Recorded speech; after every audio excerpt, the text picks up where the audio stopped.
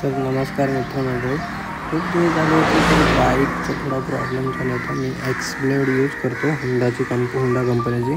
तर खूप दिवस झाले की स्टार्टच होत नव्हती गाडी. तर म्हणजे किक मारायला खूप लागायची, 2-3-10 किक मारल्या तरी स्टार्ट होत नव्हती. तर खूप दिवस इग्नोर केला. म्हटलं चला काहीतरी प्रॉब्लेम असेल किंवा चार्ज होत नसेल म्हणून म्हटलं चला हो. पण खूप कित्येक दिवस तेच चालू होतं की म्हणजे स्टार्ट करायला गेलं तर बाईक स्टार्ट होत नव्हती, सेल्फ लागत नव्हता. म्हटलं आज चला, म्हटलं फायनली संडे आहे तर म्हटलं जाऊ आज गॅरेजला पोचल्यानंतर भाईने बाईक खोलली, चेक केले काय प्रॉब्लेम्स वगैरे आहे. तर त्याला जो आहे प्रॉब्लेम तो मी सुद्धा सांगितला. म्हटलं असं बॅटरी वगैरे डाऊन आहे आणि किक वगैरे मारावी लागते, सेल्फ लागत नाही. त्यानेही सर्व व्यवस्थित चेक केलं, त्याला पॅरामीटर लावून वगैरे चेक केलं प्रॉपर.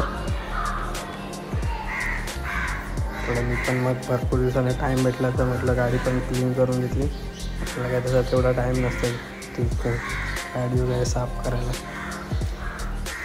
त्यामुळे पॅरामीटर वगैरे लावलं त्याने. बॅटरी तर डाऊन दिसत होती मीटरवरती.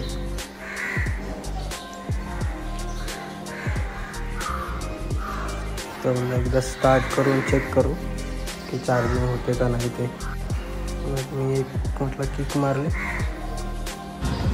तर थोडे हार्डच झाले होते. तर पहिली किक मारली तर काय स्टार्ट व्हायला नाही. तर दुसरी किक मारली, स्टार्ट झाली. हायटच होती.